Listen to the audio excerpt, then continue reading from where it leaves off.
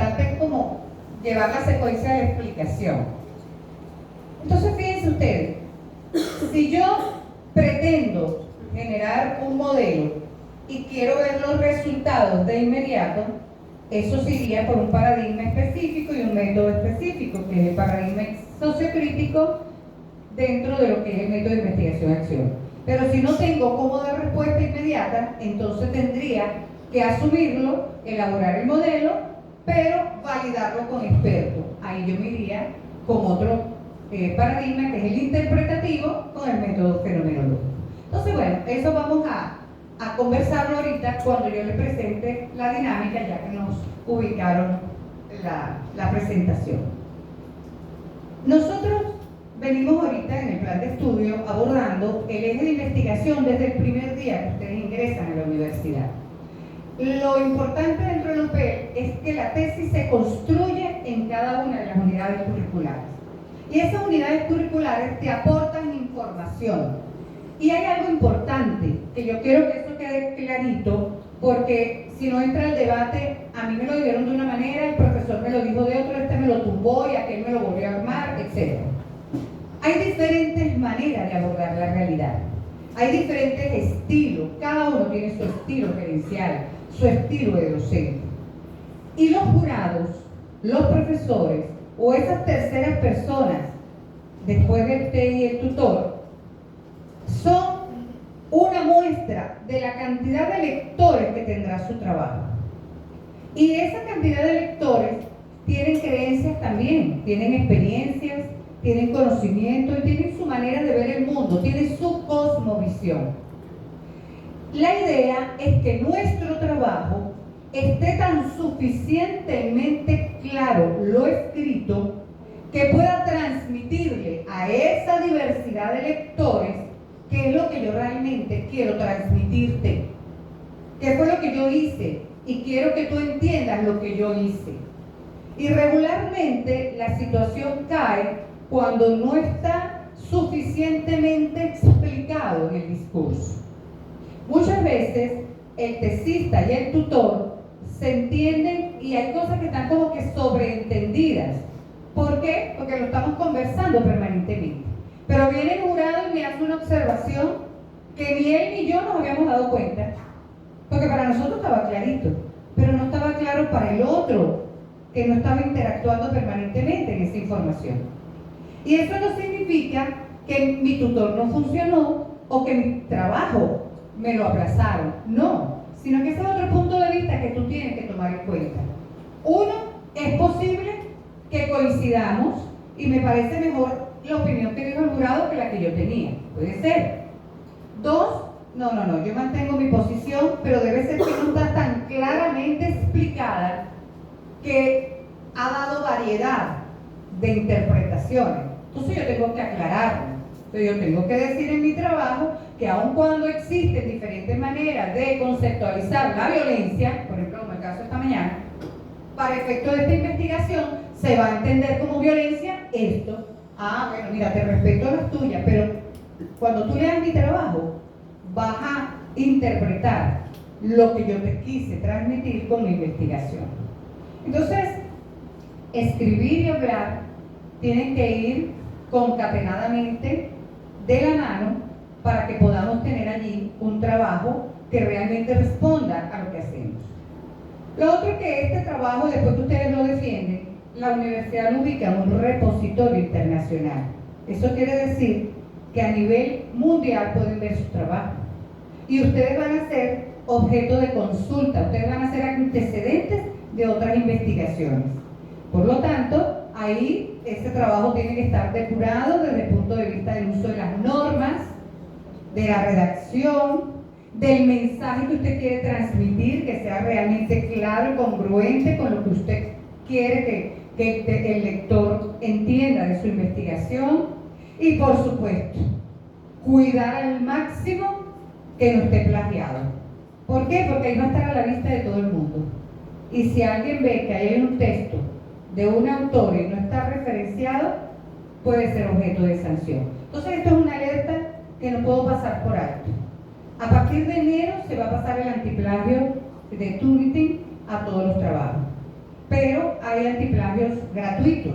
Ustedes mismos pueden pasarlo, bájenlo, pásenlo y van chequeando, porque a veces una situación que no es, ¿cómo decirle?, a propósito, sino que surge producto de esas lecturas que se han quedado fijadas en la mente, y entonces uno trata y escribe, y cónchale, la verdad que eso lo dijo fulano, pero a mí me gustó tanto esa expresión que casi que la agarré para mí. Antes eso pasaba, ahora no. Entonces, esa alerta es importante hacerlo. Bien, ya ustedes vieron competencia investigativa, línea de investigación. Ajá. Bueno, doctora, en estos momentos uno está escribiendo por la RP, el modelo o el pionero en el diálogo desde la filosofía es Platón. Ajá. Y si yo voy a hacer alguna referencia, puedo sucesivamente nombrar, siguiendo las ideas de Platón, quien es el pionero en el diálogo, sin necesariamente hacer la referencia. ¿De dónde? Claro, lo importante es hacer.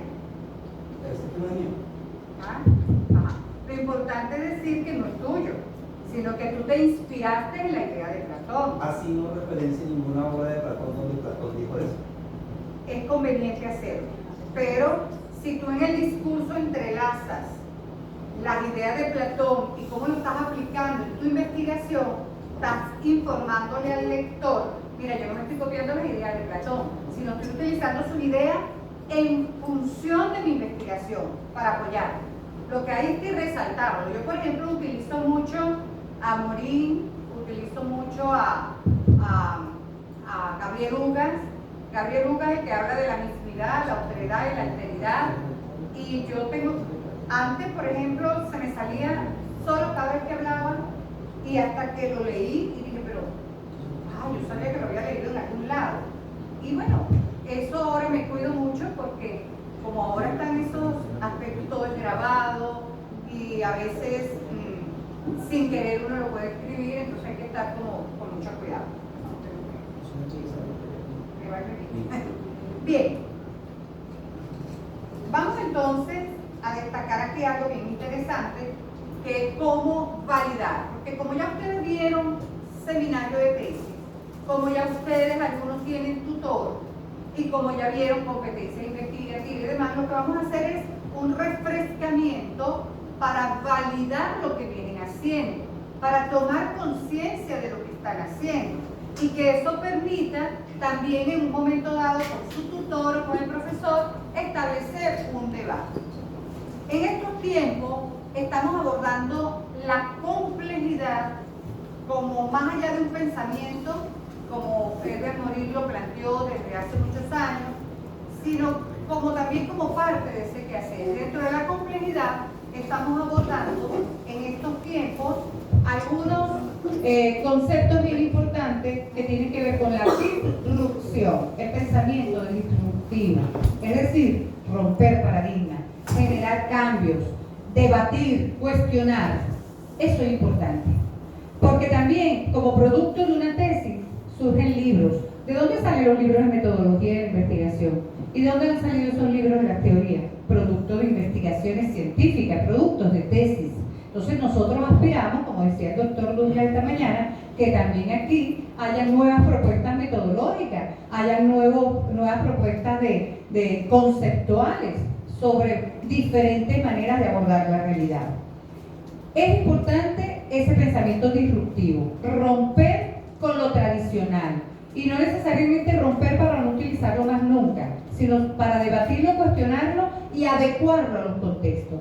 Estamos viviendo una historia marcada en 3 hitos en este instante: el antes de la pandemia, con toda la historia detrás de ella, toda esa evolución, con todas las teorías generadas, todas las producciones científicas que se generaron y todo ello que ha servido de base, y algunas de ellas todavía vigentes, porque si hablamos por ejemplo de Piaget, todavía sus conceptos son vigentes. Entonces hay algunas de ellas que se mantienen porque fueron formuladas de tal manera que se han ido adecuando a la realidad histórica y a los diferentes contextos geográficos donde se ubica el ser humano. Pero hay otras que mueren y son obsoletas porque se circunscribieron a un espacio delimitado. De allí que voy a mi segunda observación. Las tesis doctorales no están dirigidas a una institución, a un colegio o a un grado, sino a un conjunto de instituciones de todo un municipio, de un departamento para un país. Las tesis doctorales deben transformar y trascender contexto educativo con características similares a las que usted estudió. Usted en su recolección de información puede seleccionar informantes de algunas instituciones cercanas, pero su teoría o el modelo debe servir para todas las instituciones con características similares. Si usted trabajó con las escuelas multigrado del sector rural, de todo el Caquetá, lo que usted allí genere como teoría tiene también que servir de base para otras escuelas rurales con características similares desde el punto de vista geográfico, cultural, etcétera, que tiene el Caquetá. Entonces, la tesis doctoral tiene un alcance mayor. Por eso, aquellas que van dirigidos a la escuela tal, para el grado tal, no es tesis doctoral, a menos que sea un estudio de caso. Si es un estudio de caso, sí, pero debe hacerlo con la profundidad que el estudio de caso plantea, como método. Pero como parte de otro de los métodos etnográficos, fenomenológicos, etc., no, porque la tesis doctoral tiene que tener mayor alcance, debe impactar contextos menores. El otro elemento que es bien importante también señalar es que podemos tener una idea y ustedes pueden haber hecho alguna aproximación en competencia investigativa y en seminario de tesis.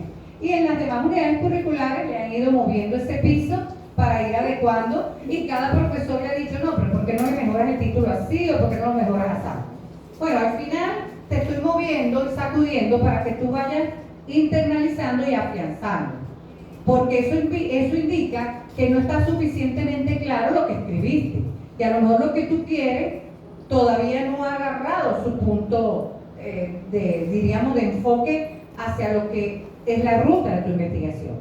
Ajá, eso es así. Pero también es importante que consideremos otro punto que quiero resaltar.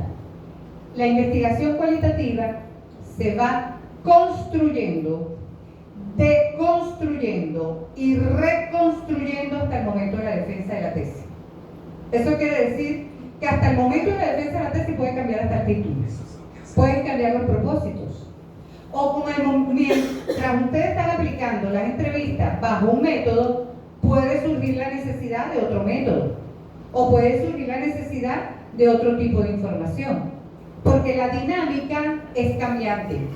Solo la investigación positivista, que es la cuantitativa, tiene gringola, y manipula las variables, manipula el contexto. Por eso hablamos más de objetivos en la positivista, porque es medible, y hablamos de propósitos o de fines teleológicos en la cualitativa, y hay teoría para ello. La investigación positivista tiene gringola, no ve para los lados, manipula variables. Yo lo que quiero, hace una operacionalización de variables y dice, esto es lo que voy a investigar. Lo que demás aparezca en el entorno no me interesa, porque ella controla. Y el investigador está afuera, está viendo, está en tercera persona. Por eso la redacción de una tesis cuantitativa, que es la positivista, es en tercera persona, se manipula y controla variables, se hace operacionalización de variables, hablo de población y muestra dentro del enfoque positivista. Cuando me voy al post-positivista, la redacción es en primera persona. Yo vi, no el investigador vio. ¿Ok? Quiero transmitirle cuál es mi sentimiento. Yo, investigador, me comunico con el lector, porque soy sujeto activo del proceso. No estoy fuera, estoy adentro. Soy sujeto y objeto del proceso investigativo. Se redacta en primera persona. Hablo de propósitos y no de objetivos porque no estoy midiendo. Estoy trabajando con fines teleológicos. no se llega a conclusiones. En investigación cualitativa se llega a reflexiones o a consideraciones. En la investigación positivista se llega a conclusiones. Es una observación que le hice al compañero esta mañana. La investigación, todo eso está hay un libro bien interesante que a mí me gusta, que es sencillito, se los puedo hacer llegar. Pero, y donde soporta todo esto que estoy diciendo. Todos los libros de metodología son buenos. A mí me gusta en particular este porque además de ser sencillo, va a lo que es el grano, al grano de lo que yo quiero.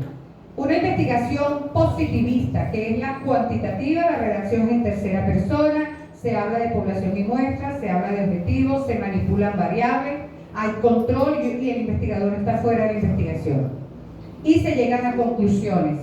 En una investigación postpositivista cualitativa, se habla de propósitos o fines teleológicos, la redacción es en primera persona, se llegan a reflexiones o consideraciones que apuntan a la apertura de nuevas líneas de investigación y, por supuesto, el investigador es sujeto, también parte de esa investigación.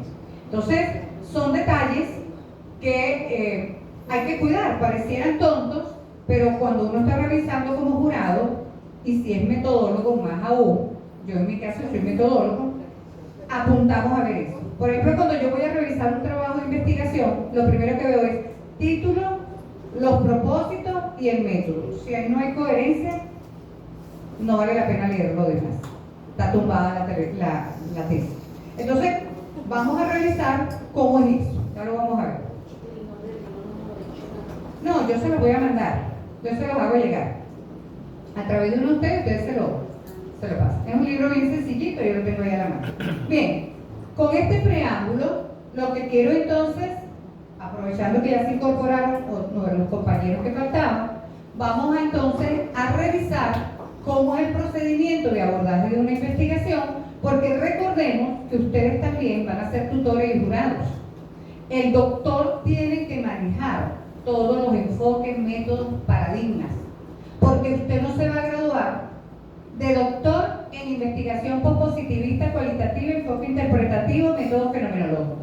Y entonces viene y es jurado, o lo invitan a ser tutor de una tesis sociocrítica. No, yo no soy experto en eso, usted es doctor en ciencia de la educación. Y usted, el primer perfil que debe usted resaltar es en cuanto a los procedimientos metodológicos que existen para abordar una tesis y un trabajo de grado sin maestría. Entonces, para yo poder justificar una cosa, tengo que conocer las demás. Porque el jurado me puede decir en un momento dado, ¿por qué tú no hiciste tu investigación etnográfica? A mí me tocó por el lado de la costa en Riohacha, una tesista, Juanita, ella estaba trabajando la resiliencia de los afrodescendientes en Colombia, en la zona de la costa. Pero ella lo quiso hacer fenomenológico. Y había un jurado que desde el proyecto le decía, pero es que tu trabajo es etnográfico. Y ella me decía, profe, es que yo lo leo. Y yo le dije, no, lee lo que es la etnografía, lee la fenomenología. Porque yo como tutora lo veía, por cualquiera de las dos vías era viable, solo cambiaba un poquito la ruta.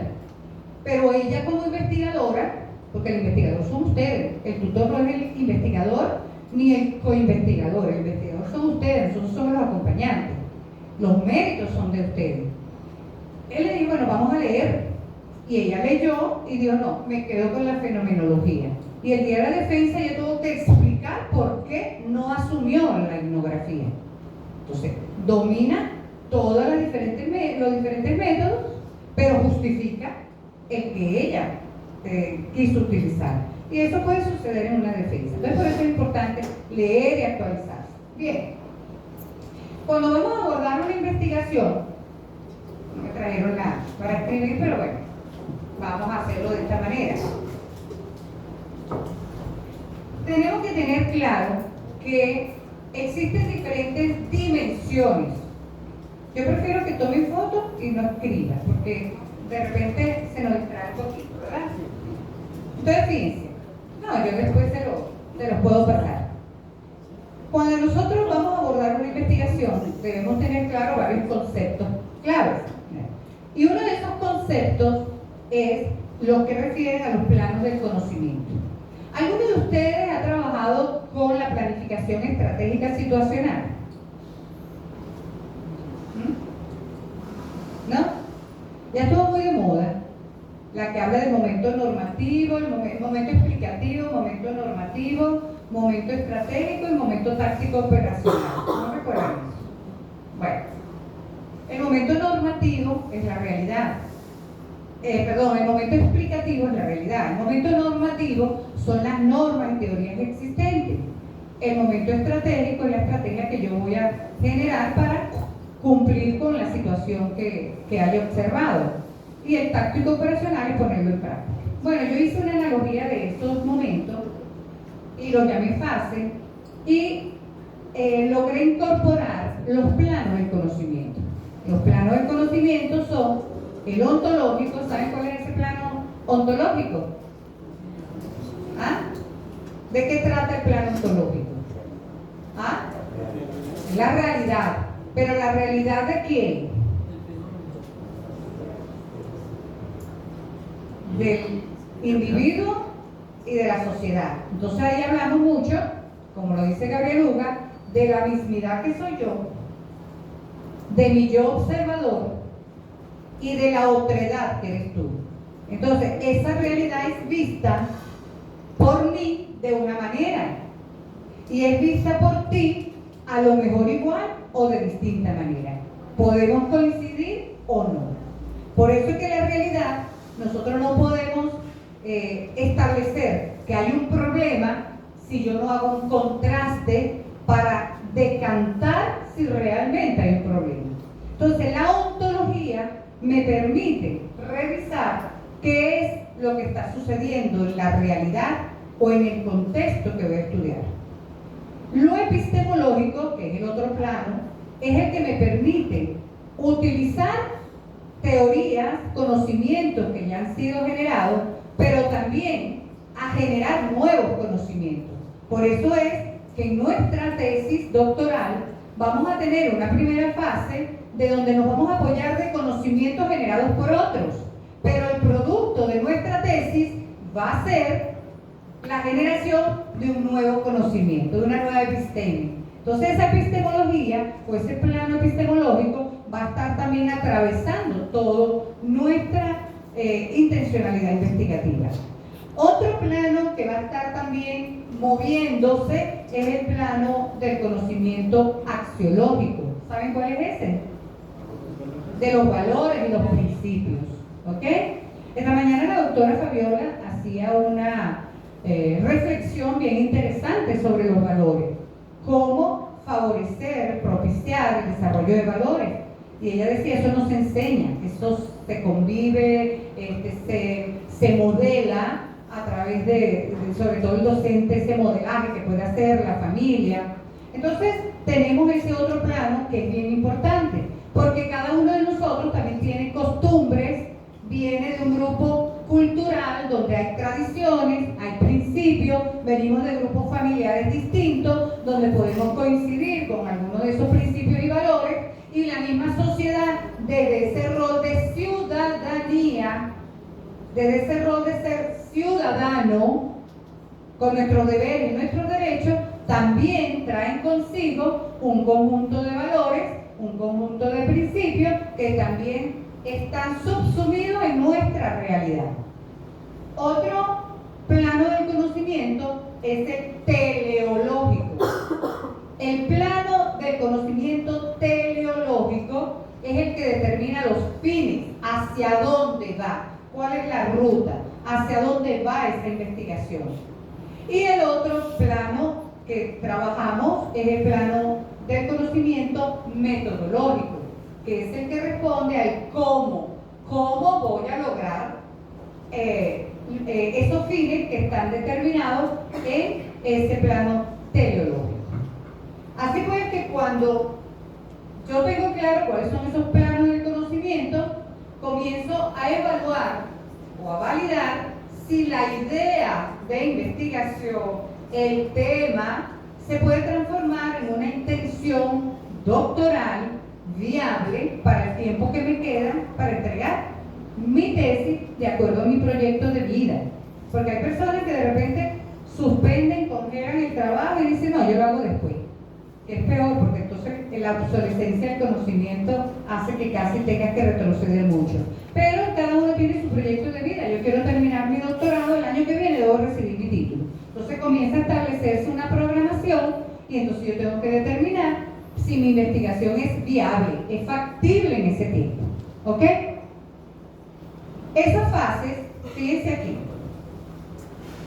Vamos a ver, algunos de ustedes, ¿qué intención investigativa están desarrollando? ¿Tú qué intención investigativa estás desarrollando? ¿Tú? Está relacionada con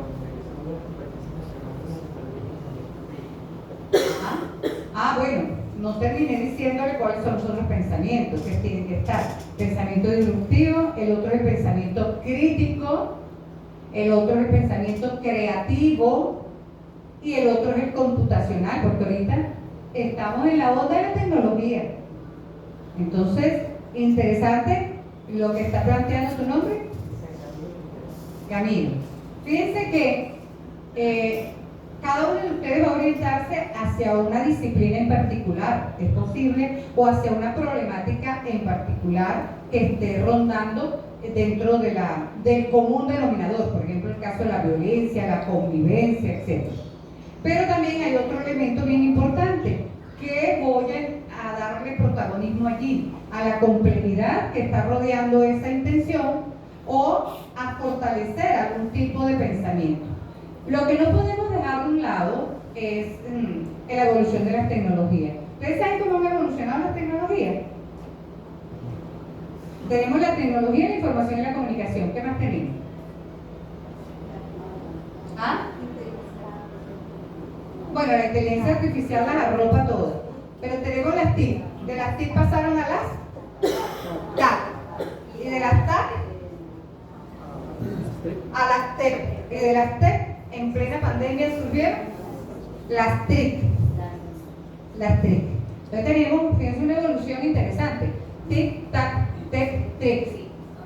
Y dentro de ella, pues los hologramas, el metaverso, y el chat GPT, y todo ello fue conformando pues toda este concepto y esta dinámica de la inteligencia artificial y ese debate que hay, inteligencia artificial versus inteligencia humana. Entonces allí ese debate es interesante porque hay muchos puntos de vista, pero no podemos obviar que debemos considerarla en nuestro trabajo, porque nuestros estudiantes tienen tecnofilia desde muy chiquitos y la tecnofobia todavía prevalece en muchos de nosotros. Entonces, ¿qué tenemos que hacer? Aliarnos con la tecnología también, porque ahí es donde está el eje de interés de nuestros muchachos. Y ellos están en una competencia, como decía la doctora Fabiola esta mañana, por lo que le transmite la información, la dinámica, etcétera, a través del uso de la tableta, de su teléfono inteligente, de la computadora. Y nosotros tenemos el deber como padres y como maestros, como docentes, de cuidar que esa información no sea desvirtuada, mal usada. ¿Por qué? Porque podría generar otro tipo de consecuencias en nuestros estudiantes. Pero sí podemos aprovecharnos de ella para poder desarrollar ese pensamiento crítico, ese pensamiento disruptivo, ese pensamiento creativo a partir del uso de las tecnologías. Así que no se descarta que en cualquier temática debamos tomarla como un elemento fundamental de análisis. ¿Por qué? Porque es parte de la realidad. Ahorita prefieren tener un teléfono inteligente que a lo mejor tener la nevera llena, pero yo tengo un teléfono inteligente. Bueno, y en el aula mínimo un grupo tendrá un teléfono inteligente. Vamos a hacer uso de ello, porque si no, a escondida lo estará revisando. Y quitárselo no creo que sea la solución. Yo recuerdo que estaba yo embarazada de mi hija, me tocó dar primer grado. Y en ese tiempo, mis muchachitos, el eje de interés de ellos no era el libro se llama Mi Jardín, para enseñarlos a leer, sino eran las cómics, las comiquitas en suplemento. Y ellos lo llevaban escondido. Cuando yo volteaba, ellos sacaban y le iban enseñando al otro y después se recogían. Entonces yo un buen día, viendo eso, me dije, bueno, vamos a todos a ver comiquitas. Y nos sentamos en los cojines, en el piso, porque el interés de ellos es qué dice allí. Yo quiero saber qué dice. Y eso los movió a aprender a leer, para poder después entender qué decía allí. Recuerdo también mi sobrina, ya estaba pues el uso del teléfono bien extendido, y ella quería también enviar mensajes, leer los mensajes por WhatsApp. Y le decía a la mamá, yo quiero saber qué dice aquí. Ah, bueno, vamos a aprender a leer y escribir, pues, para que tú leas los mensajes y puedas escribir los mensajes. Y ese fue un punto de interés para ella aprender a leer y escribir. Entonces, esa rutina, como decía la doctora Fabiola, en la cual por comodidad, por ocupar el tiempo, etcétera, debemos romperla, tenemos que ser disruptivos. Simón Rodríguez decía que hay que enseñar a los niños a ser preguntones, a no conformarse con la respuesta que otros dan, que pregunten, que indaguen, porque eso no es un desafío a la autoridad, sino eso es un desafío a la inteligencia, para que busquen, hurguen, detallen y puedan ir asumiendo posiciones. Bien, ustedes entonces partieron de una idea, una temática. ¿Qué quieres tú investigar? Ay, pues yo quiero investigar sobre la deserción. ¿Y tú sobre qué quieres investigar? Bueno, a mí me preocupa, porque yo soy de matemáticas, estudiar lo que está pasando con la matemática. Y el otro, bueno, todos nos fuimos a un tema primero. Y sobre ese tema, a lo mejor presentamos el problema que yo estaba viendo. Y eso poco a poco, ustedes a raíz de cada una de las unidades curriculares y de la misma dinámica, me imagino que han ido avanzando. Entonces, fíjense, ese primer momento se trabaja conjuntamente con el segundo. Después ellos se van a transformar en el capítulo momento 1 y el capítulo momento 2. Pero yo primero tengo que ver el ser. ¿Qué está pasando en esa realidad? ¿Qué está sucediendo? Y no en la realidad inmediata que yo tengo en mi escuela, sino trasladada a otros contextos, porque es una tesis doctoral. Si lo que está pasando aquí igual está pasando en otro sitio, y eso me obliga a leer, a buscar, a consultar, a preguntar, a conversar con otros. Aquí se conjugan dos planos de conocimiento: la realidad desde lo ontológico y lo axiológico, de los valores y los principios, cultura, tradiciones de ese contexto. Imagínense si estamos trabajando con el sector indígena, muy distinto si trabajamos con el sector urbano y el rural, pero se puede conjugar el indígena con el rural. Entonces, estas particularidades las tengo que ver desde mi visión como investigador y desde la visión del otro sujeto que interactúa en ese contexto. Y es allí donde de manera informal, a través de conversaciones, a través de lectura, a través de participación en eventos, comienzo yo a hurgar si lo que yo veo en ese contexto lo está viendo también otros docentes que también interactúan en contextos educativos. Esa visión de la realidad desde la experiencia, creencias, valores, imaginario y expectativa del investigador y de otras personas, tenemos que nosotros contrastarla con este deber ser. Desde lo que hasta ahora forma parte del acervo del conocimiento. Si ustedes se meten por Google académico, por Wikipedia, por Google, ustedes van a encontrar, escriben el nombre de su trabajo y van a encontrar cualquier cantidad de información vinculada con la investigación que ustedes hacen. Y eso es importante hacerlo permanentemente, porque es allí donde vamos a encontrar situaciones que nos van a alertar, epa, como que hay otra persona que está haciendo un trabajo igual al mío. O, mira, surgió una nueva información. Durante la pandemia surgieron dos teorías educativas. ¿Saben cuáles fueron? ¿Saben qué teorías educativas surgieron durante la pandemia? Fueron dos teorías emergentes, que emergieron por la crisis, por el caos. La teoría de la educación multimodal y la teoría de la educación híbrida. Y todavía prevaleció y ha sobrevivido más la híbrida. Y la que más se trabajó fue la híbrida. Guías de estudio, acompañamiento, el uso del celular, de la computadora, etc. Tienen que investigar sobre eso, porque fueron dos teorías educativas emergentes durante la pandemia. Y también durante la pandemia se afianzó el documento que deja a un lado el informe de LOR de la educación encierra un tesoro para dar paso a reimaginar juntos el futuro con la educación como contrato social. Y ese documento de educación como contrato social subsume los 4 pilares de la educación y, como decía la doctora Fabiola, introduce una nueva.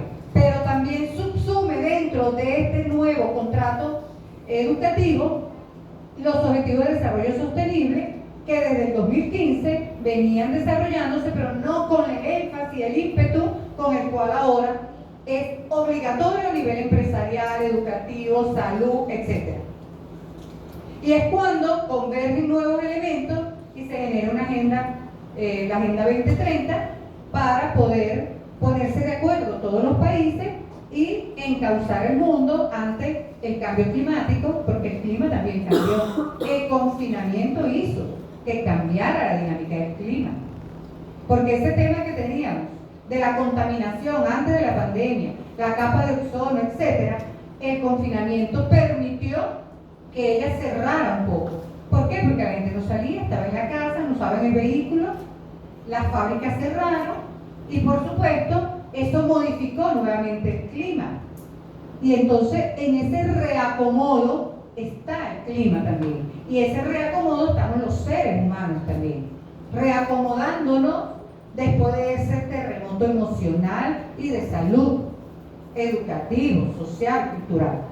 Entonces ese reacomodo obliga a tener competencias para ello. Entonces son diferentes esas concepciones teóricas que se han venido manejando. Entonces hay que escoger con pinza aquellas que todavía prevalecen porque son aplicables, pero hay otras que emergieron y que tumban las anteriores. De allí que entonces tenemos que ser cuidadosos en esos referentes teóricos, que son otras investigaciones, y esos referentes legales, la Constitución, las leyes, los reglamentos y las normativas. Pero aquí hay algo bien importante que yo trabajo en educación comparada y en políticas públicas, que también doy esas unidades curriculares. Y es que también durante la pandemia surgieron políticas emergentes, políticas públicas emergentes. Pero no solamente es la pandemia, los casos de violencia armada, los problemas de sismos, deslaves, inundaciones, derrumbes, generan nuevas políticas para enfrentar la crisis. Pero igualmente, en el caso de ustedes en Colombia, tuvieron un cambio de presidente. Y el plan de desarrollo del país, que fue cuando estaba el presidente Duque, para 10 años, se vence en el 2026. Pero las políticas públicas se impregnan de la ideología y de las doctrinas del gobierno de turno. Porque las políticas están consagradas en la Constitución, en las leyes y los reglamentos. Pero ¿quién es el administrador de las políticas públicas? El gobierno de turno, quien se encarga de adornarlo, impregnarlo de su ideología y su doctrina, y por supuesto determina qué es prioridad para él o no. Por eso este plan de desarrollo de Colombia, que se vence en el 2026, tuvo que ser sobre la marcha, irse adecuando no solamente al nuevo gobierno, sino también a la situación de impacto mundial que fue la pandemia. Y creo que tienen ahora un plan de desarrollo de Colombia Viva, algo así, que ha ido incorporando otros elementos que son de interés para el gobierno, pero que también están adecuados a otras macropolíticas. ¿Cuáles son las macropolíticas? Eso es muy importante. A veces la gente dice, bueno, pero ¿para qué incorporar fuentes legales? Bueno, porque es que en este momento es obligatorio. La UNESCO, que la conforman los países que suscriben los documentos que allí emergen, la FAO en materia alimenticia, entre la Organización Mundial de la Salud, la Organización de los Derechos Humanos, todo esto converge en que cada país debe aplicarlo y adecuarlo a sus características. Y cuando hablamos de país, entonces eso es a nivel, diríamos meso, porque a nivel mundial diríamos que a nivel macro, a nivel de América Latina, A nivel meso, el país, y a nivel micro, los departamentos, municipios y localidades tienen que adecuarlo a la realidad para hacerlas operativas. Pero resulta que aquí han emergido varios documentos. Después del problema de la pandemia, la Organización Mundial de la Salud y la UNESCO generaron documentos con las comisiones conformadas por los diferentes países, donde se establecieron lineamientos educativos para la pandemia, para enfrentar la pandemia, y después surgieron otros para la pospandemia. Aparece la Agenda 2030, aparece el documento de la educación como contrato social, que por cierto, Edgar Morin fue uno de los principales que aportó para la conformación de ese documento, por cuanto plantea la realidad como una realidad compleja, donde la incertidumbre todavía sigue siendo el tema a discutir, ¿ok? Y hay que preparar a las personas para el caos, para la incertidumbre, para poder reconstruir situaciones, darle herramientas. Aparece también nuevos documentos que tienen que ver con la seguridad alimentaria. Y ahí entonces comienza a darle énfasis a los objetivos del desarrollo sostenible, porque si usted lee los 17 objetivos del desarrollo sostenible, son los mismos de hace muchos años, pero que ahora tienen una especial condición. Hablar de seguridad alimentaria con una guerra en Ucrania y una guerra también en Israel hace que impacte la economía mundial. Y muchas veces decimos, bueno, pero esa guerra es por allá bien lejos, pero te está impactando tu seguridad alimentaria, está impactando la economía, está impactando a la sociedad en general. Entonces hay situaciones que, aunque estén lejos, tenemos que considerarlas para estudiar la realidad. De allí que no solamente me voy a quedar con esos documentos legales ni otras investigaciones, sino que debo estar aquí permanentemente hasta que yo defienda mi tesis, revisando qué hay de nuevo para vincularlo con esta realidad. De allí que es necesario una primera triangulación. Esa primera triangulación es la que me permite determinar si lo que yo quiero investigar de verdad es un problema. Esa triangulación es lo que yo creo, lo que otros creen y lo que dicen los referentes teóricos y legales. Cuando yo contrasto este ser con el deber ser, un deber ser que es cambiante, pero que para el momento de mi investigación es mi baremo, es mi referente, van a surgir brechas o discrepancias. Esas brechas o discrepancias son los problemas. Es decir, de esta triangulación surgen categorías iniciales para el abordaje de la temática. Y de estas brechas y discrepancias surgen interrogantes que yo debo dar respuesta durante la investigación. Y ellas son las que me determinarán cuál es el problema objeto de estudio. Ahora bien, este problema objeto de estudio, antes de transformarlo en mi intención investigativa, debo pasarla por este tamiz que se llama viabilidad de la intención. Yo tengo que ver si de verdad lo que yo quiero investigar lo puedo lograr en el tiempo que me queda para terminar el doctorado. Me quedan 3 años, me quedan 2 años, me queda 1 año. ¿Poder terminarla? Viabilidad temporal. Pero es que mi investigación implica movilización, tengo que trasladarme, porque donde yo la quiero hacer queda tantos kilómetros de aquí. Usted tiene viabilidad económica para poder trasladarse, tiene viabilidad técnica, cuenta con los permisos y las posibilidades para usted alejarse de su sitio inicial y visitar esos espacios. Usted tiene que revisar también si lo que quiere investigar está vinculado con el programa del doctorado. Fíjense que uno de los compañeros esta mañana que estaba hablando de la gobernabilidad del agua, él dijo, bueno, mi tema siempre ha sido la gobernabilidad del agua, pero tuve que vincularlo con la educación. Claro, porque tu doctorado es en ciencia de la educación. Además, el documento de la UNESCO dice en todos sus articulados que la educación es la única que garantiza el cambio, no importa en qué profesión, medicina, ingeniería, administración, derecho, no importa, la educación está allí. Entonces todo lo tengo que vincular. Entonces, ¿cómo yo vinculo este problema con el perfil del programa? Una vez que ya yo paso por todo este tamiz, yo digo, ya tengo una aproximación de intención investigativa. Y aquí comienzo yo a determinar los fines. ¿Qué quiero? ¿Qué quiero hacer? ¿Generar una aproximación teórica o generar un modelo? Y si es un modelo, ¿lo quiero aplicar o no lo quiero aplicar? Pero más allá de quererlo, lo puedo aplicar, tengo el tiempo para hacerlo.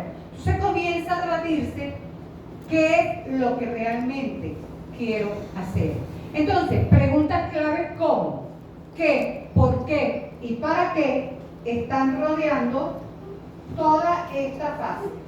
Fase 1 y 2, todo esto aquí, debo responder a un qué, por qué y para qué de mi investigación. Y cuando ya defino esa intención, la intención es la que determina el paradigma y el método. Y cada método tiene su propio procedimiento para recolectar, organizar y analizar los datos. Y esto entonces da paso a otro plano de conocimiento, que es el metodológico, de cómo hacer, que es la fase 3.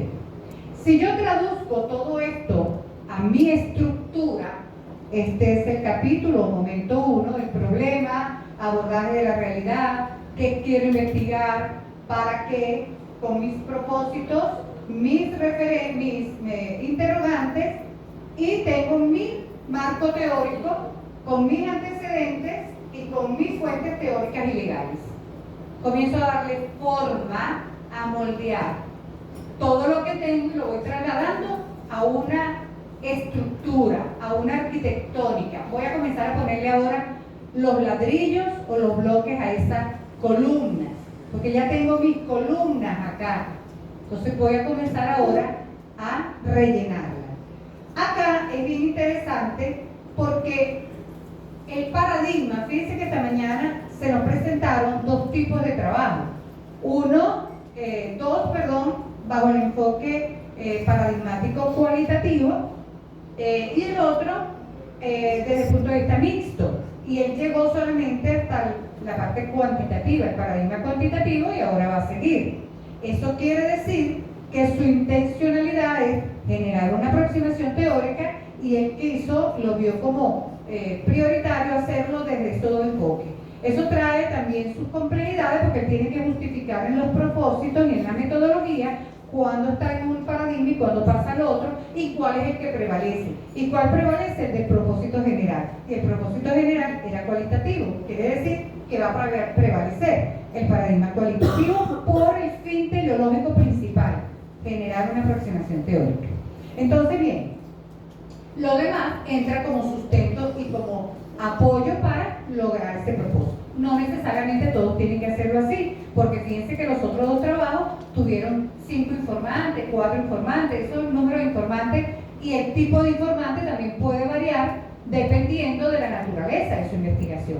Pero lo importante aquí es que nosotros tenemos que tener este piso sólido. ¿Cuál es esa realidad? ¿Qué teorías la apoyan? ¿Y cómo pretendo hacerlo?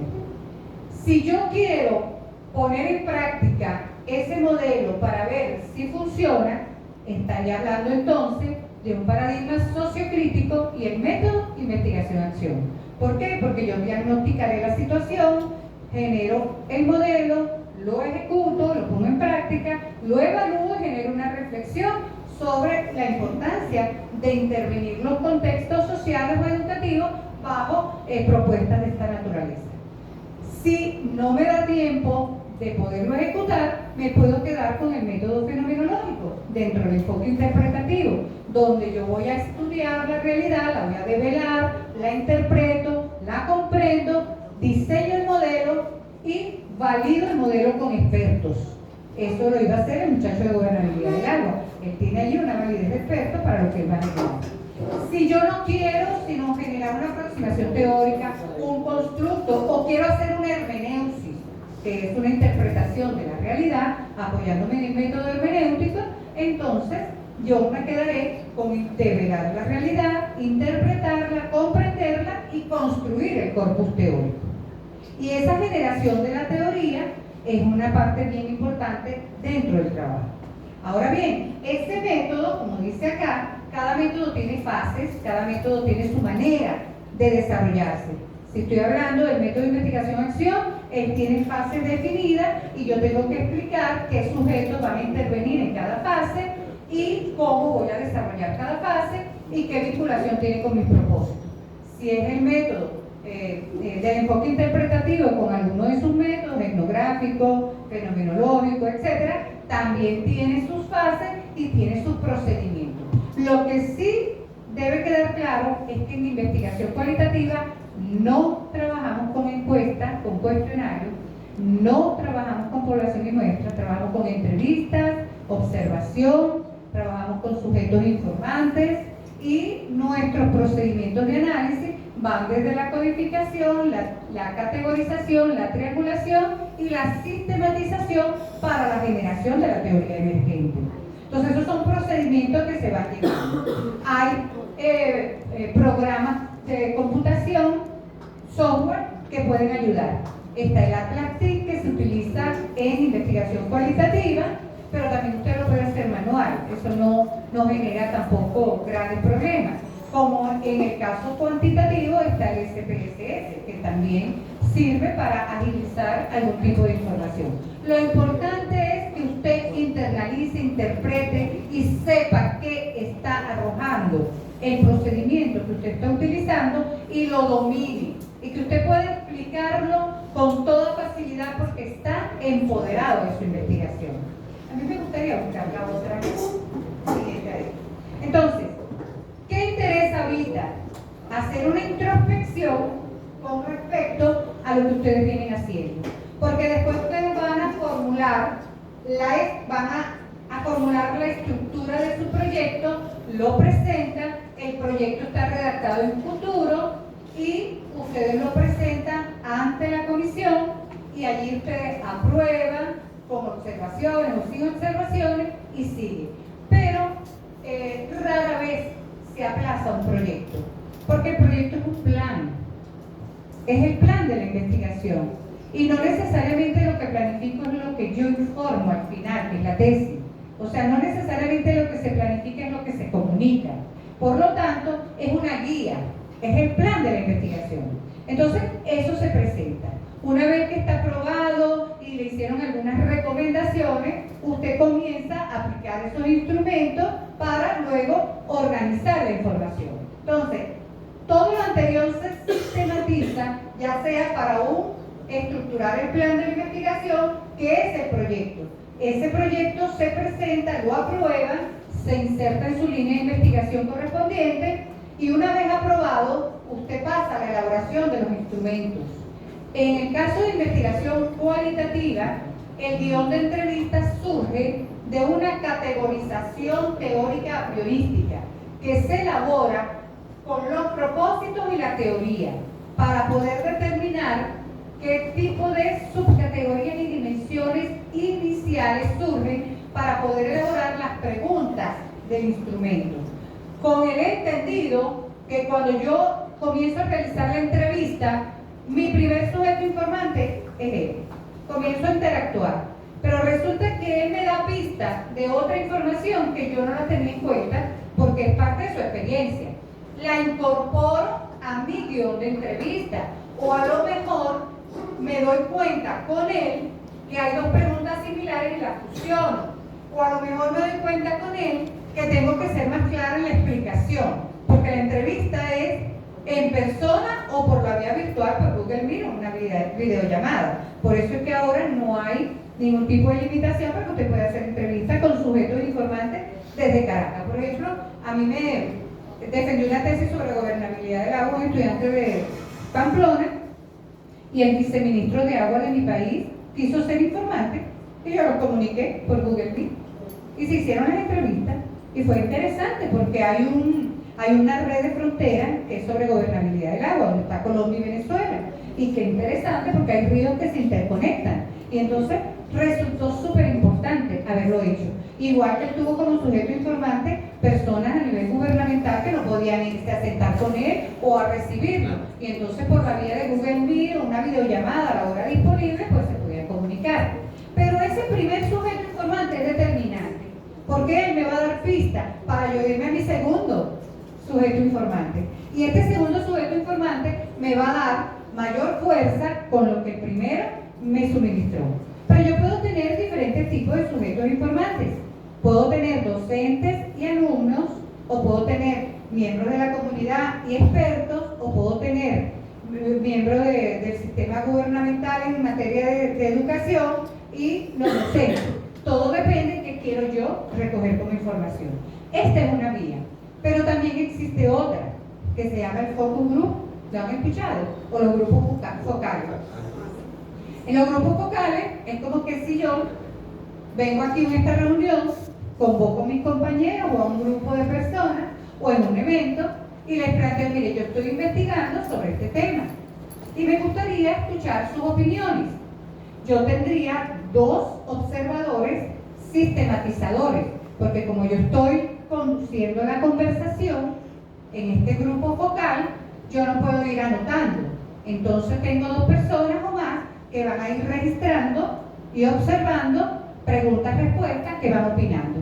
Y después que yo termino la reunión, que tengo una información que me dio el grupo focal, yo puedo seleccionar para hacer entrevistas en profundidad a 2 o 3, porque yo digo, cónchale, pero de todo este grupo, Carmen, Gladys y José fueron los que, oye, hicieron un aporte tan importante que yo quiero seguirlos entrevistando.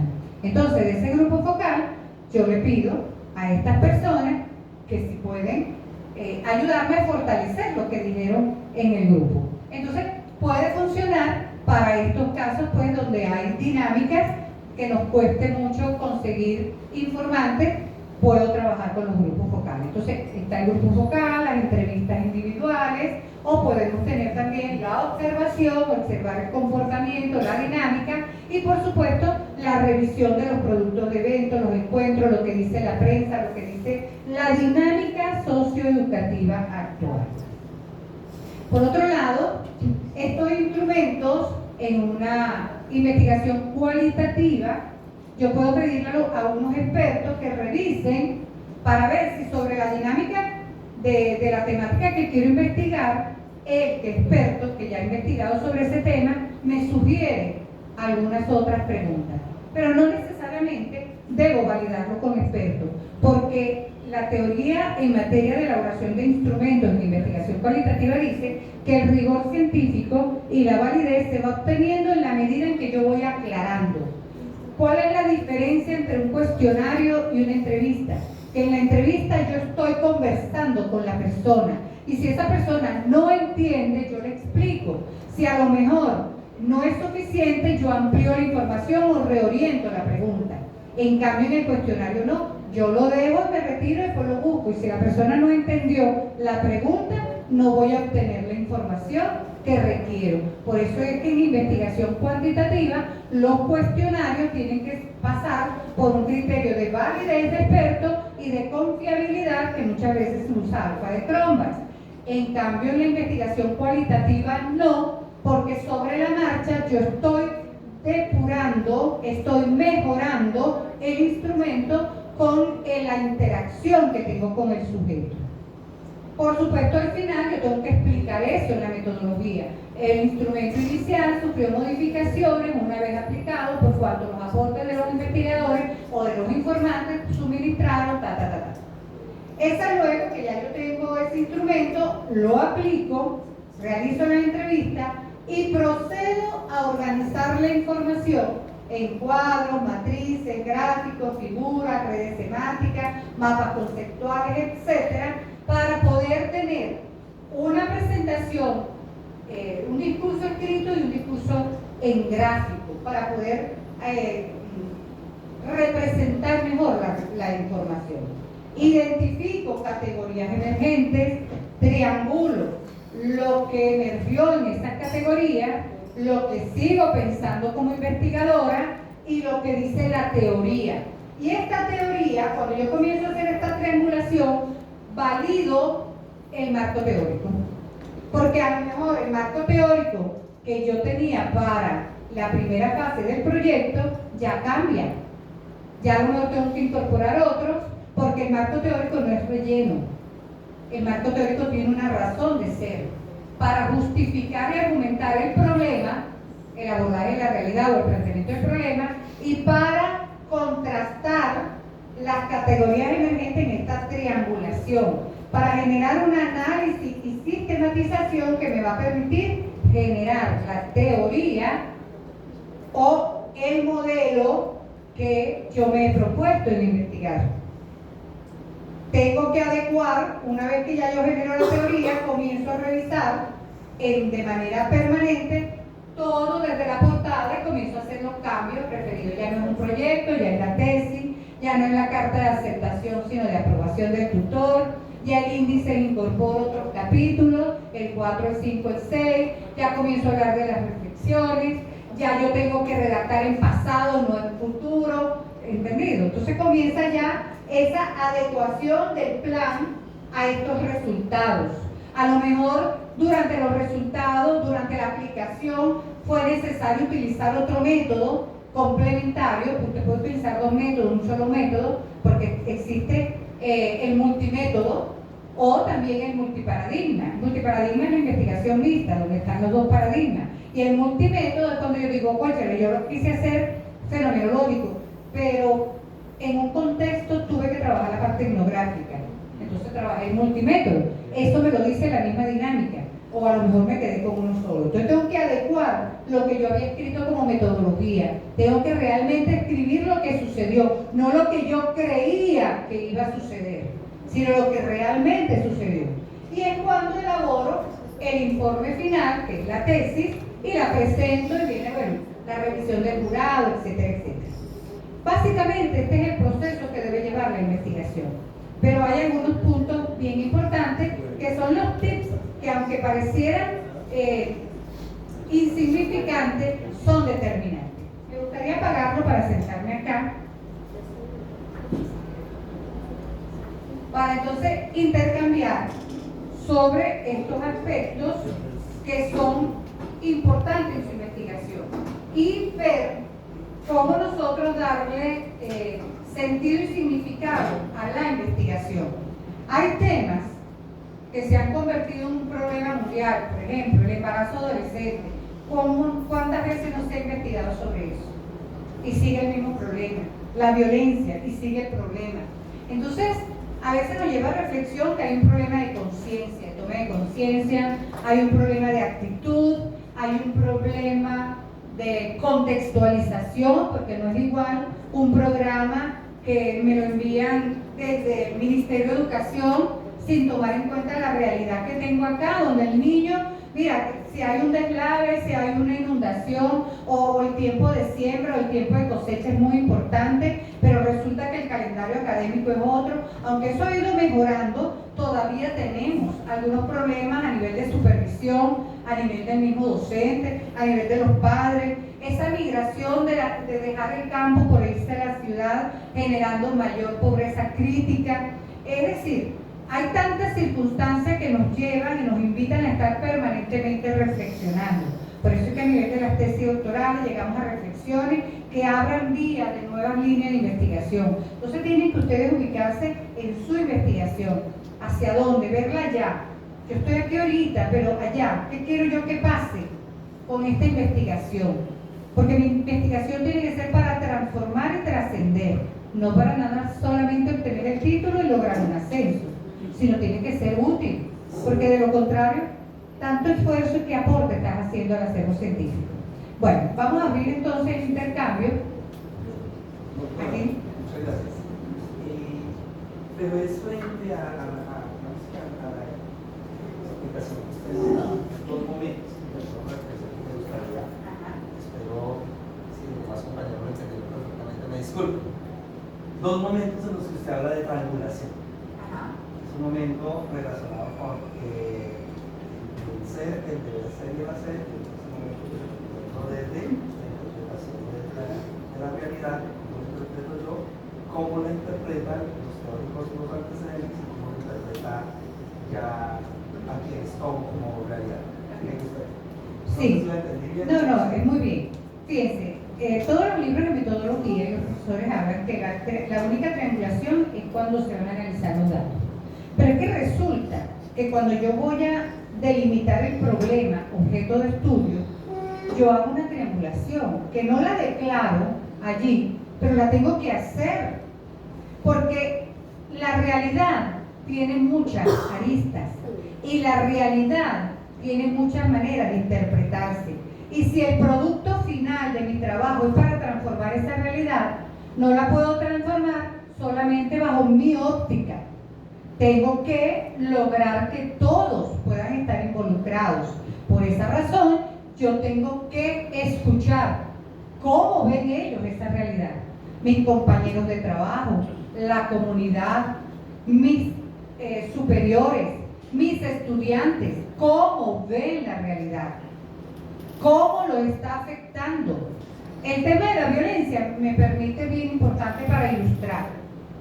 La violencia puede ser vista e interpretada por el docente de una forma, pero el niño la puede interpretar de otra. La lucha de poder, lo que él trae desde su casa, qué es lo que él ve en su casa. Y a lo mejor el problema no está en su casa, sino en su comunidad. Entonces hay que escuchar y ver, observar y escuchar cómo abordan otro lo que yo estoy viendo como un problema. Esto me hace recordar mucho a una estudiante, era a nivel de maestría hace algunos años. Ella decía que en su escuela había un problema de clima organizacional porque la escuela estaba muy fea, la parte ornamental estaba muy fea, no estaba pintada, no tenía árboles, siembras ni nada. Y cuando yo le pregunto a ella, ¿cómo te llevas con tus compañeros? Bien, yo no tengo problemas con nadie. Y yo le decía, ajá, ¿y ese problema cómo lo ven tus compañeros? Ah, no sé, pero para mí es un problema. Yo sé que aquí hay un problema de clima organizacional por la ambientación. Entonces yo le mandé a hacer esa primera triangulación. Yo le dije, bueno, mira, vamos a hacer un ejercicio. Que es un ejercicio no estructurado, no oficial. Es decir, yo no voy a hacer una entrevista para hacer la entrevista, sino una conversación informal.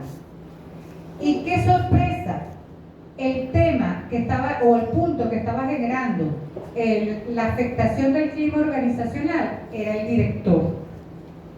Pero como ella se la llevaba bien con el director, con ella no había problema, ella veía el problema bajo su óptica. Esto está muy feo. Y aquí hay un problema del clima organizacional porque está muy feo, pero está muy feo. Y el problema del clima es porque está feo porque para ti ese es el problema. Pero para el conjunto de actores sociales no era. Y si tú ibas a generar una solución para mejorar el clima organizacional pintando las paredes, el problema iba a seguir. Porque el problema iba más allá. Era de relaciones interpersonales. Entonces, esa primera triangulación, con esa primera conversación que no se declara, pero yo en la metodología puedo decirlo si quiero, bueno, para poder abordar el problema tuve que hacer una compilación de puntos de vista para ver cómo veían los demás el problema. Pero tampoco es suficiente cómo lo ven ustedes y cómo lo veo yo, porque a lo mejor tenemos errores conceptuales. A lo mejor ustedes y yo tenemos problemas en la esencia, el significado del problema. Y a lo mejor el tema no era el de la violencia, sino el énfasis era en la convivencia, el uso del tiempo libre. Pero yo a todo lo calificaba en la violencia. No, es que a lo mejor la manera como estoy definiendo el problema no es la más apropiada. Entonces cuando uno busca las teorías y tesis o investigaciones vinculadas, para uno comenzar a aclarar, oye, pero es que, porque las investigaciones vinculadas no tiene que ser exactamente el nombre de tu trabajo, porque si no quiere decir que ya otro lo investigó, son los aspectos que están contenidos allí. Entonces uno comienza a ver que otros te definen con otra información más amplia que te va dando pistas y dice, ah, no, ya va. Como que el problema no era aquí, el problema es la violencia aquí es un efecto, una consecuencia, porque resulta que el tema acá es el uso racional del tiempo libre. Aquí no se está utilizando racionalmente el tiempo libre, los muchachos los lanzan en el recreo a brincar y saltar uno con el otro. Perdón, es que ya están sirviendo el refrigerio para que ande bajando. Entonces, hay que hacer esa primera triangulación, porque esa primera triangulación me permite decantar y me permite a mí tener claridad conceptual y me da pista del marco teórico que debo incorporar. Estaba bueno, pero ¿Qué? ¿qué nos vamos? Ajá. ¿Otra pregunta? Eso es lo que nos trae. Vamos a escuchar, de repente hay algo parecido. Pero no vamos a cambiar el tema, hay que volver a lo mismo. Vamos a escuchar a Wilson. Ajá. Gracias, buenas tardes. Mira, he tenido la experiencia de hacer triangulación didáctica, pero en composición de textos científicos, soy de la quinta corta, buscaba, digamos que cuando estamos haciendo ya ese análisis de la praxis,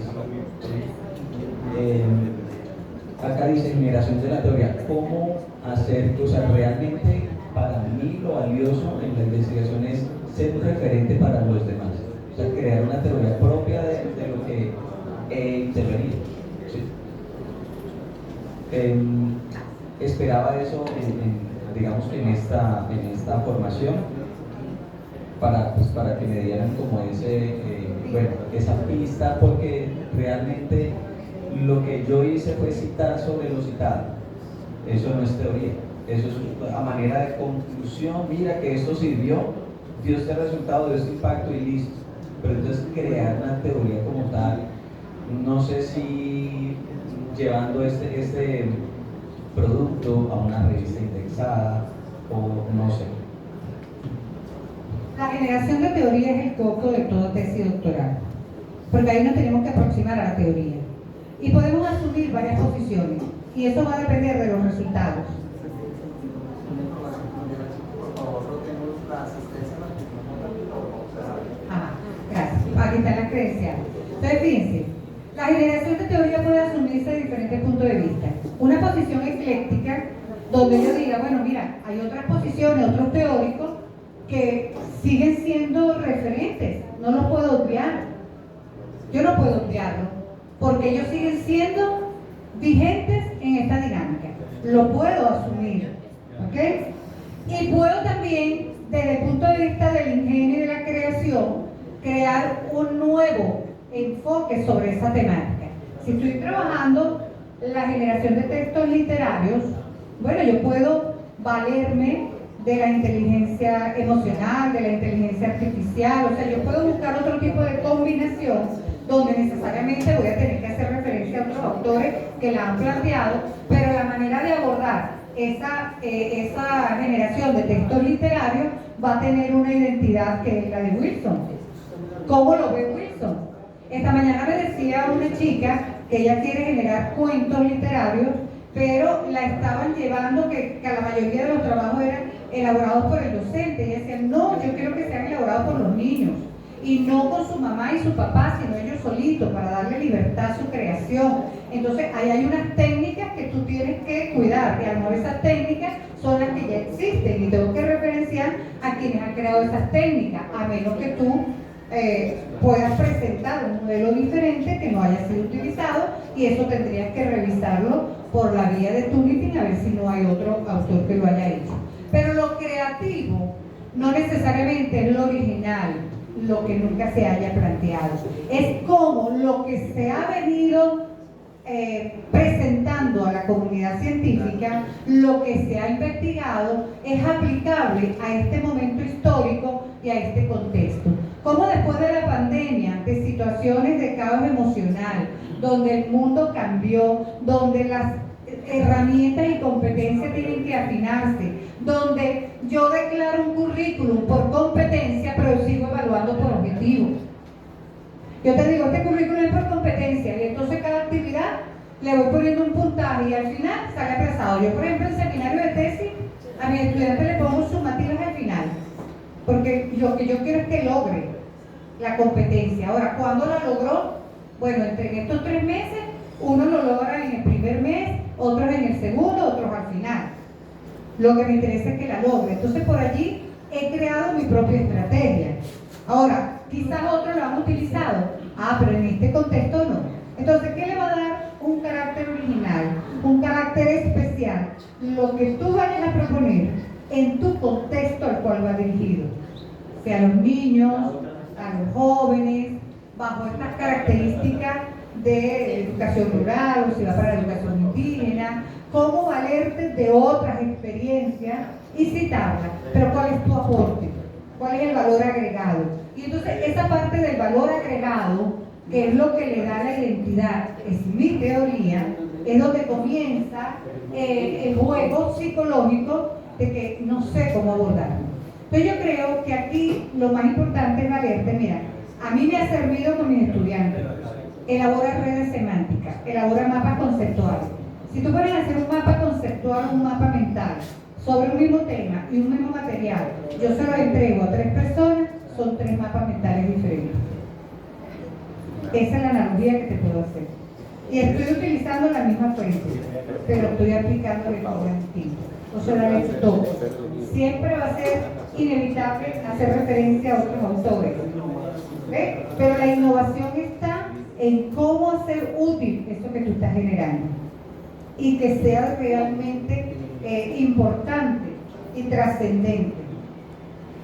Hay casos donde han apuntado a nuevas connotaciones pedagógicas, puede ser el caso, o un nuevo género. Alguien está trabajando con el rap para la creación, el género musical de rap para la creación literaria. Bueno, si eso sirve para lograr el fin último de que el estudiante pueda desarrollar, crear y avanzar en ese plano de conocimiento, el medio sirve para lograr el fin. Entonces sería cuestión de revisar y ir apuntando, pero te recomiendo ir trabajando con infografía, mapas mentales y redes para ir delineando la particularidad de tu teoría. De todas formas, el material yo voy a enviárselo a la doctora Fabiola. Ustedes, o no sé quién sería el contacto más inmediato para yo podérselo hacer llegar a todos. Ustedes están todos en contacto con la doctora Fabiola, ¿verdad que sí? Bueno, a través de ella le voy a mandar un paquete de Google Drive que tiene mucha información, donde están todos los avances de la UNESCO, donde está ese libro que a mí me parece... con Luis también se lo puedo enviar. Y... bueno, pero con los dos se lo puedo mandar, porque esto de todas maneras por vía virtual. Y allí hay mucho material que nos ayuda y nos orienta. Trata de combinarlo con los tipos de pensamiento. Por ejemplo, el pensamiento disruptivo, creativo, crítico, complejo. Y eso le da también un toque muy particular que a lo mejor no lo ha trabajado desde ese punto de vista. Porque de repente a mí se me ocurre trabajar la creación de nuevos géneros literarios a través del desarrollo del pensamiento disruptivo. Y dejo la posibilidad de romper los estándares y los lineamientos tan lineales que hasta ahora había. Y vamos a ver qué dice el niño, qué hace el niño, qué hace el docente, dependiendo a quién va dirigido. Pudiese ser. ¿Alguna otra pregunta?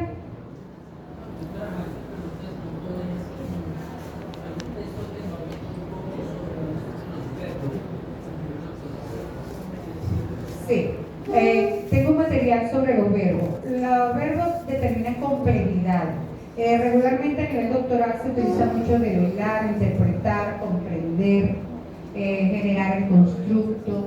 Eso de identificar, de escribir, no es aplicable a una investigación doctoral porque queda en un nivel muy elemental de maestría. Yo lo puedo utilizar a lo mejor para lograr completar otro propósito más complejo. Lo que más se utilizan regularmente son esos, los de analizar, develar, interpretar, comprender, o sea, son términos, verbos más complejos, que son los que denotan más la investigación doctoral. Hola doctora, muy buenas tardes. Mi nombre es Héctor Melo de Samaniego, Nariño. Hola, Héctor. Un saludo muy especial desde Nariño. Bueno, en las... Puedes entrar con los grupos deportivos. Exacto, sí. Pues en las exposiciones de las 3 a 6 en la mañana quedó un mensaje muy claro, ¿no es cierto? Uno se va con lo que uno ha estudiado, el problema que lo ha mirado en la comunidad, pero si lo defiende bien, se va a convertir en una tesis doctoral. Ese fue lo que me quedó a mí. Por ejemplo, lo que sucedió con el agua, ¿cierto? Uno lo mira, pero ¿qué incidencia tiene con la educación? Pero el profe lo enfocó hacia la educación y ahí se convirtió en su tesis doctoral. ¿Es cierto o estoy en un error? Bueno, es que el interés siempre prevalece. Por ejemplo, tu interés, La parte tu deportiva. hermano es el otro que está también Ahí, con nosotros, ¿verdad? ahí Pero, está. por ejemplo, tu interés ha estado siempre en los grupos deportivos Claro, y cómo favorecer el uso racional del tiempo libre. exacto. Si uno lo ve de una manera muy elemental, a lo mejor te queda un nivel de maestría. Recuerdo que tu primera formulación fue muy elemental. Ujú. Fíjate tú, la última revisión que te dice estabas ya en un nivel mucho más elevado. Ya le está dando una connotación más filosófica, más de aplicabilidad y de trascendencia a lo que a lo mejor para muchos pudiese ser algo muy elemental. Bueno, los grupos deportivos para el uso racional del tiempo libre. No, pero es que él trae ahora consigo una serie de implicaciones que apuntan a esa convivencia, a esas relaciones interpersonales, a evitar pues la distorsión de la sociedad, la preservación de esos valores, etcétera, las tradiciones, las costumbres, es decir, trae una implicación diferente a como inicialmente lo decía. Prevalece tu interés, fíjate que tu interés prevalece, pero se ha ido elevando el nivel. Cuando uno le dice, bueno, vamos a verlo desde una visión ontoaxiológica, cuando digo vamos a verlo desde lo que es la propia realidad, porque no en todo sitio puedo desarrollar un programa de grupo deportivo para la preservación del medio ambiente, sino que también tengo que adecuarme a las particularidades y posibilidades que tiene la comunidad y esa institución. Y mire, Entonces eso nos va dando una connotación diferente. Entonces el interés prevalece, la intención puede cambiar. claro, mire cómo yo encontraba con el profe, el ingeniero, ¿no? La primera exposición que hizo en la mañana sobre cómo los problemas sociales del hogar se trasladan a nuestras instituciones, y miraba cómo puede haber una estrecha relación con mi teoría, o sea, con mi tesis que estoy trabajando. Entonces yo decía, bueno, él encontró la problemática, pero cómo también la puede solucionar a través de las escuelas de formación deportiva, porque crean muchos valores a partir de eso. Ahí yo miraba, yo quería intervenir a ratos, pero no me dieron la posibilidad. Precisamente, Héctor, el trabajo doctoral tiene que transformar y trascender contextos, espacios. Y no solamente tiene que ser para el espacio donde tú estás desarrollando, estás viviendo y estás utilizando tu sujeto informante, sino que tiene que ser trasladable a otro contexto, Claro, que pueda ayudarnos a todos. Nos El- están diciendo que ya la comida está allí, el refrigerio, Gracias. pero vamos a seguir conversando. Lo importante es generar reflexión. Les voy a mandar todo el material y otros que son de interés para ustedes, que son comunes para cualquier intención investigadora.